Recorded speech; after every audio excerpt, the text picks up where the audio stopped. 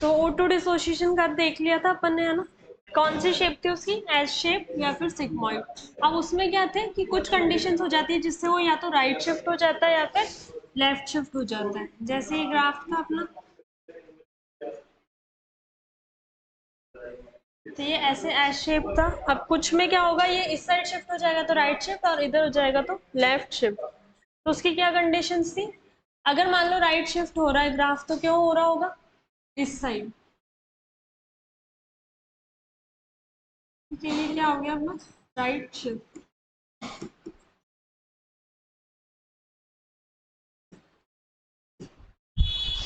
More dissociation of O2, इसका मतलब क्या है, डिसोसिएशन ज्यादा हो रहा है O2 का Hb से, और लेस सेचुरेशन ऑफ Hb।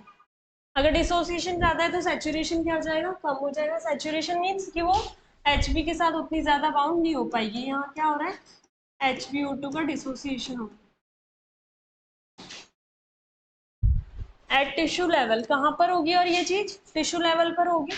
कहाँ पे हो रहा था डिसोसिएशन, टिश्यूज में हो रहा था, क्योंकि टिश्यूज में क्या हो जाता है, ऑक्सीजन का पार्शियल प्रेशर कम हो जाता है, तो लेस PO2 होगी, पार्शियल प्रेशर ऑक्सीजन का कम होगा, और वहां किसका पार्शियल प्रेशर ज्यादा हो जाता है, कार्बन डाइऑक्साइड का पार्शियल प्रेशर ज्यादा हो जाता है। इसे ही कहते हैं बोर्स इफेक्ट। बोर्स इफेक्ट का मतलब ज्यादा तो पार्शियल प्रेशर है CO2 का, और जब CO2 का पार्शियल प्रेशर ज्यादा होता है तो वहां क्या हो जाती है, एसिडिक पीएच बन जाती है, यानी H+ आयंस की कंसेंट्रेशन ज्यादा हो गई है। ठीक है, ये कैसे होती है ये भी अपन देखेंगे जब CO2 का ट्रांसपोर्ट पढ़ेंगे तब।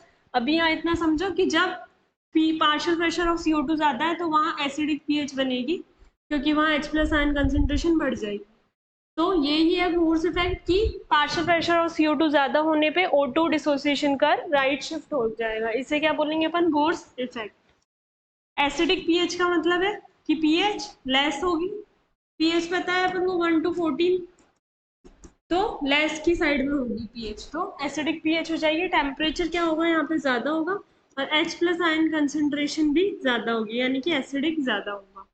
तब क्या मानेंगे अपन की कर राइट शिफ्ट हो रहा है इन सारी कंडीशंस में। ठीक है, लेस क्या हो रहा है, PO2, और बाकी सब चीजें ज्यादा हो रही है। ठीक है, और पीएच और H+ आयन की कंसेंट्रेशन भी इनवर्स होते हैं, पता है ना ये। अगर H+ आयन की कंसेंट्रेशन ज्यादा तो पीएच कम। ठीक है, आ गया। अब है शिफ्ट टू लेफ्ट।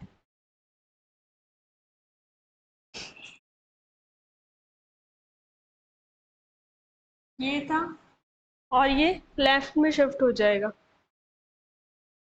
तो ये कब हो रहा होगा, जब ये था टिश्यू लेवल पे, और ये कहाँ पे होगा, एल्व्यूलर लेवल पे, एल्व्यूलाइज में, क्योंकि वहां पे क्या होगा, पार्शियल प्रेशर ऑफ ऑक्सीजन ज्यादा होगा और partial pressure of carbon dioxide कम हो जाएगा। पीएच क्या हो जाएगी, ज्यादा, और H+ आयन की कंसेंट्रेशन कम, और टेम्परेचर भी कम।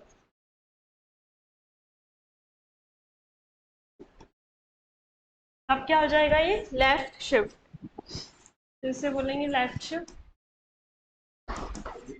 Alveolar side.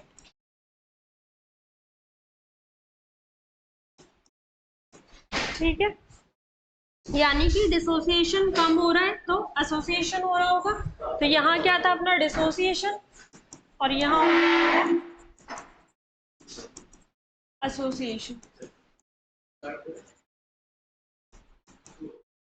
वैसे भी एल्वेओलाइज में क्या हो रहा था, एसोसिएट हो रही थी हीमोग्लोबिन ऑक्सीजन के साथ।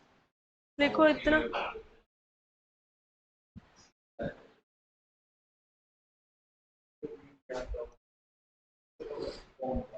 तो इसके अंदर क्या है, ध्यान रखना है अपन को कि किसका अमाउंट ज्यादा हो रहा है और किसका कम हो रहा है। यही क्वेश्चन आएगा कि अगर राइट शिफ्ट हो रहा है तो क्या कंडीशन है, और लेफ्ट शिफ्ट हो रहा है तो क्या कंडीशन है। हो गया ना।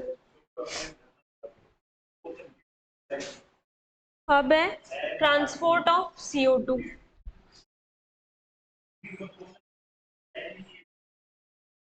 ये है टिश्यू या कोई सेल।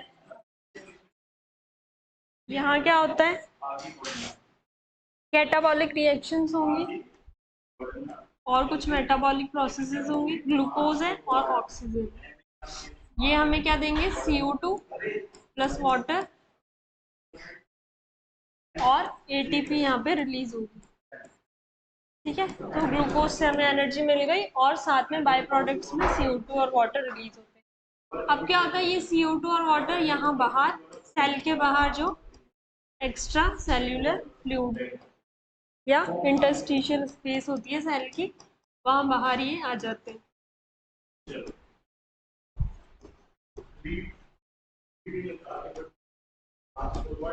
और यहाँ है अपने पास में ये ब्लड कैपिलरी।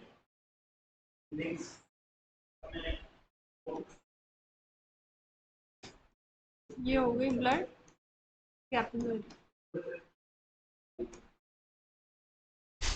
इसमें है आरबीसी,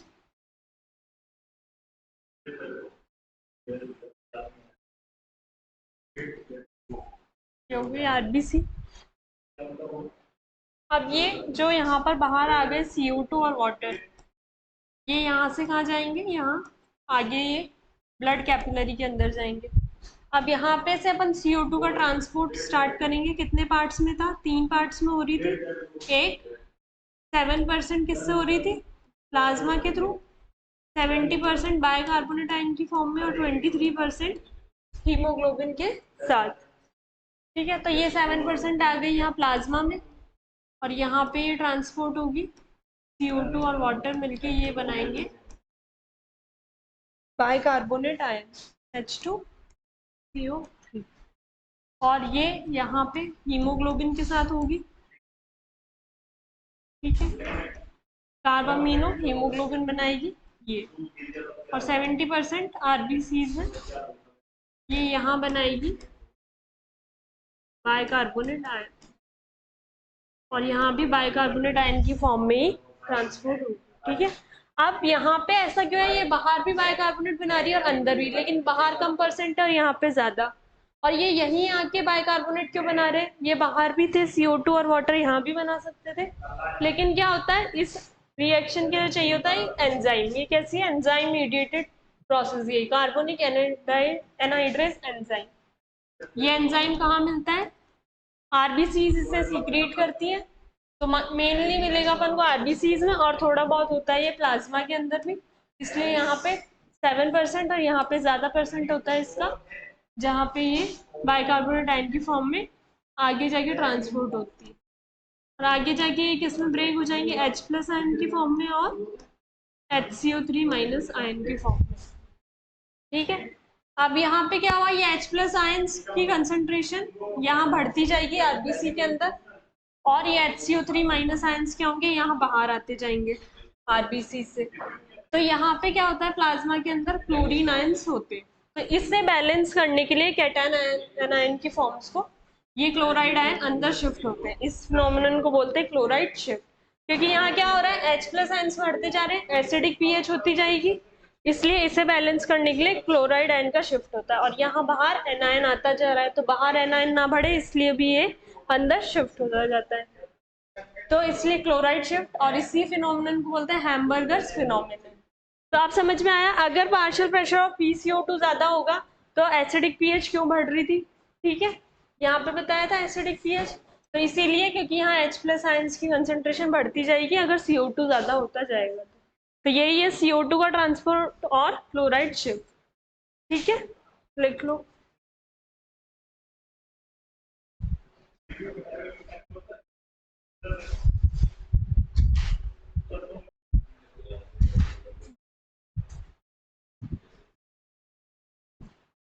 अब है next topic, regulation of respiration.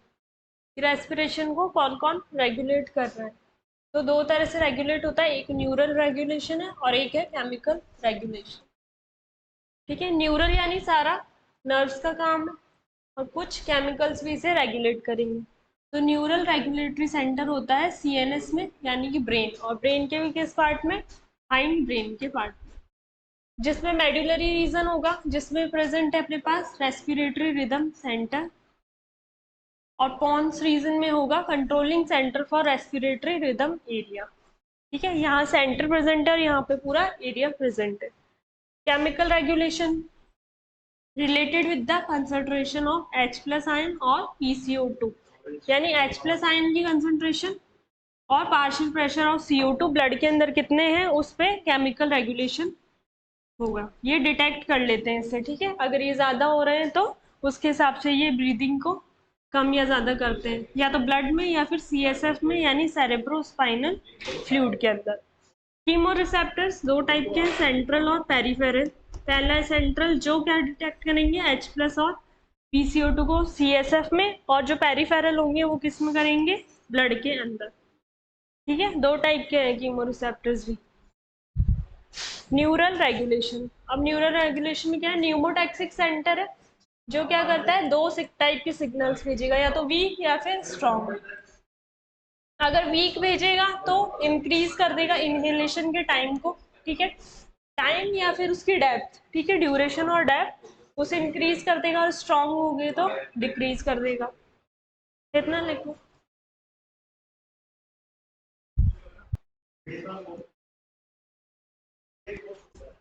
फिर है pneumotaxic centre sends inhibitory signals to rhythm area, ठीक है, जिससे भी ड्यूरेशन को कंट्रोल करते हैं। आप डायग्राम से देख लो।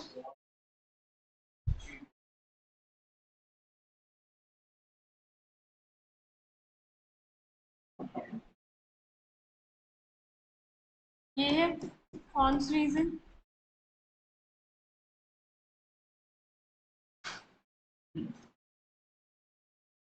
और ये मेडुला ऑब्लोंग।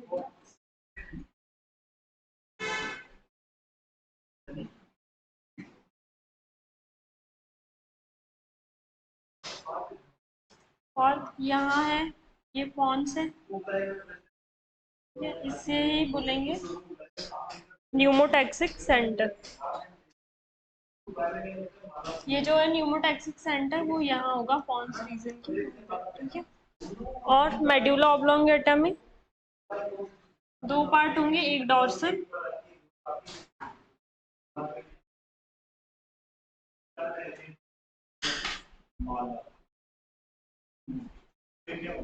और एक ventral.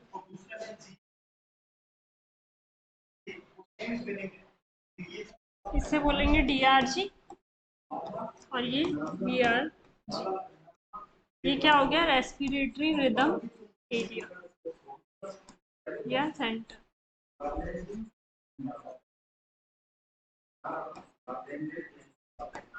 DRG means dorsal respiratory group,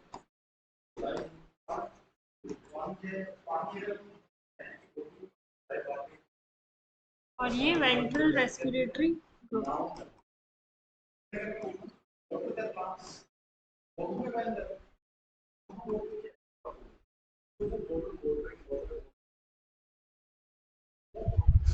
ये क्या है, पॉन्स रीजन, ये यहाँ से कंट्रोल करेगा, ये यहाँ डॉर्सल साइड में सिग्नल्स भेजेगा, ठीक है। और ये आगे जाके स्पाइनल कॉर्ड, ये है स्पाइनल कॉर्ड,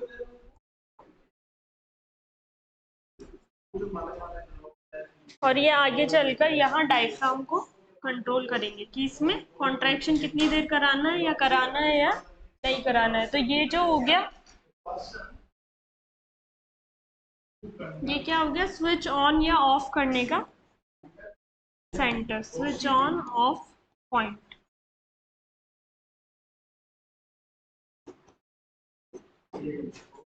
ठीक है, न्यूमोटैक्सिक सेंटर है, ये यहाँ से सिग्नल्स भेजेगा, ये है न्यूमोटैक्सिक सेंटर।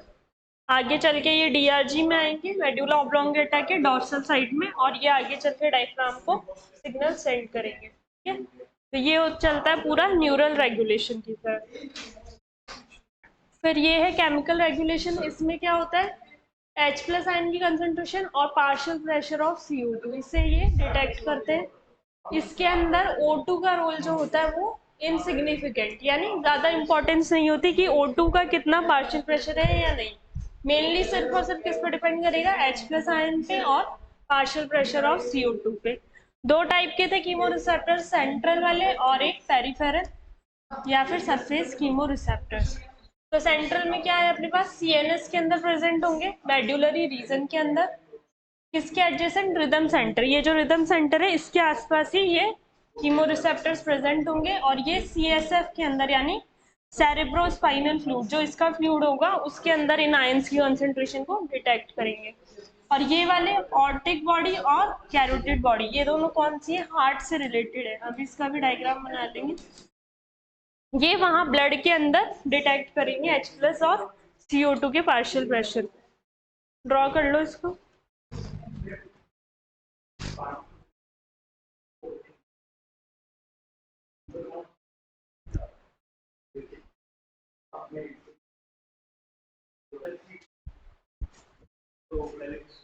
हो गया ना?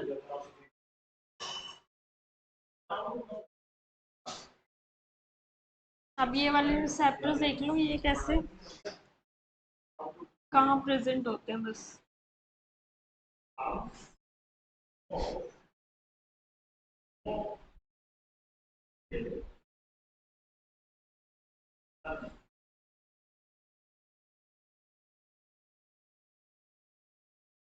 ये वाले पार्ट में वेंट्रिकल्स वाला पार्ट है।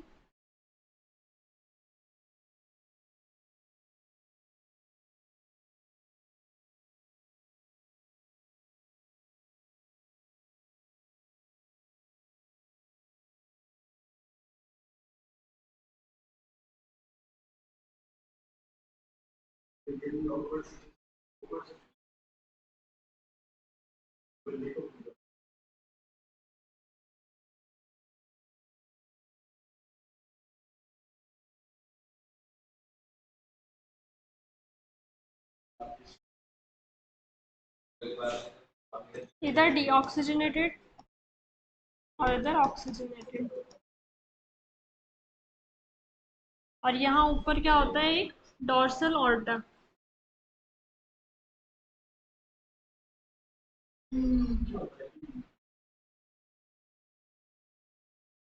जिसकी इधर से दो साइड में ओपनिंग होती है, ये दोनों साइड की ओपनिंग।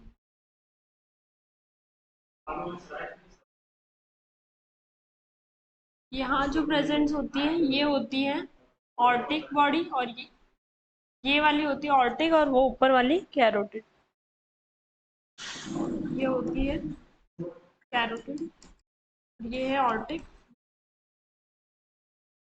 ये लोग यहाँ पे जो ब्लड जा रहा है इसके अंदर डिटेक्ट करेंगे किसको, H+ आयन और पार्शियल प्रेशर ऑफ CO2 को।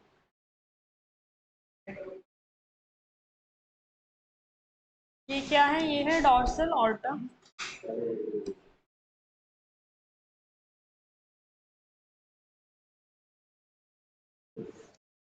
Detect H+ ion and partial pressure of CO2 concentration in blood which is supplied to। अब ये ब्लड यहाँ से आगे जाके कहाँ कहाँ सप्लाई होगा, which is supplied to brain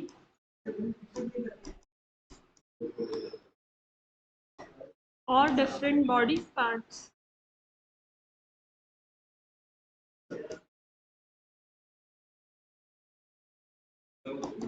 तो आगे जाके किसी भी ऑर्गन को डैमेज ना करे, क्योंकि CO2 क्या होती है, हार्मफुल होती है, इसलिए ये आगे जाके डैमेज नहीं करे, तो यहीं पे इन्हें डिटेक्ट कर लिया जाता है। ठीक है, अब है इसका last topic, disorders. Asthma, emphysema और ऑक्यूपेशनल रेस्पिरेटरी डिसऑर्डर्स। अस्थमा क्या है, ब्रोंकियल यानी ब्रोंकाइस का एलर्जी होती है। और एम्फाइसीमा में क्या होता है कि एल्वियोलाई की जो ये रेस्पिरेटरी सरफेस होती है ये डिक्रीज हो जाती है। यही मेन पूछा जाता है कि इन्फ्लामेशन किस में होता है और रेस्पिरेटरी सरफेस में डिक्रीज किस में होता है, ये डिफरेंस पूछते हैं इन दोनों का। ये क्या है, एलर्जिक डिसऑर्डर है, हाइपर सेंसिटिविटी हो जाती है, और इसमें एक्सेसिव फ्लूइड जो होता है वो डिपॉजिट हो जाता है, और जो वाइल ब्रीदिंग के टाइम पे उसका साउंड भी ऐसे नॉर्मली सुनाई देने लग जाता है, जिन्हें सीवियर अस्थमा की प्रॉब्लम होती है। ठीक है, मास्ट सेल्स और आईजीई क्या होती है, एलर्जीज में कंट्रीब्यूट करने वाली सेल्स होती हैं, और इसमें डिफिकल्टी इन ब्रीदिंग होने लग जाती है। एम्फाइसीमा एक क्रॉनिक डिसऑर्डर है, जो होता है किसकी वजह से, सिगरेट स्मोक की वजह से। किसी ने लॉन्ग टर्म अगर सिगरेट स्मोक किया है तो उसे एम्फाइसीमा होने के चांसेस ज़्यादा होते हैं। एल्वियोलर डैमेज, एल्वियोलाइज की रेस्पिरेटरी सरफेस डिक्रीज हो जाती है। सरफेस डिक्रीज हो गई तो गैसेस का एक्सचेंज भी डिक्रीज हो जाएगा, क्योंकि गैसेस का एक्सचेंज यहीं पे होता है एल्वियोलाई में। इलास्टिसिटी लॉस हो जाती है इसकी। ऑक्यूपेशनल यानी काम करते समय, जैसे कौन कौन से इंडस्ट्रीज में काम कर रहे हैं, कोई कोल माइन सीमेंट, इन सब के इंडस्ट्रीज में कोई काम कर रहा है तो इनके जो छोटे छोटे पार्टिकल्स डस्ट की फॉर्म में जाके क्या हो जाते हैं, डिपॉजिट हो जाते हैं। और इनसे क्या होता है, फाइट करने के लिए फाइब्रस टिश्यू बढ़ता है। इस डिजीज को क्या कह देते हैं, फाइब्रोसिस। और ये सारे भी अलग अलग एग्जाम्पल है ऑक्यूपेशनल रेस्पिरेटरी डिसऑर्डर्स के। ये क्वेश्चन है, इसका आप लोग आंसर करके लाना, ठीक है, विथ एक्सप्लेनेशन। इसका एक्सप्लेनेशन भी देखना।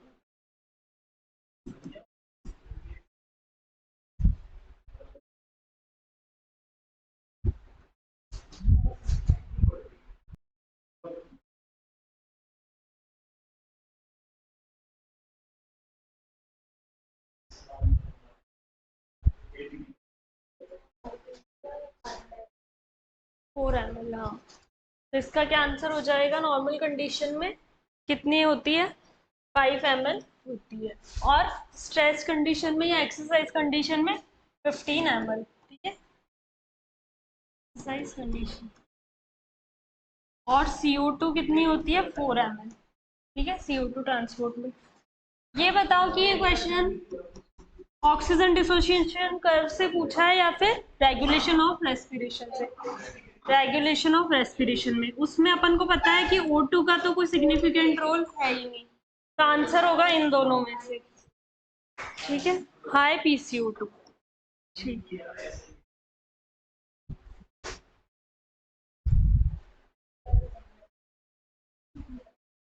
फर्स्ट का बी। और O2 डिसोसिएशन का कार्बोनिक एनहाइड्रेट, और एल्वियोलर के लिए एल्वियोलाइज, ठीक है।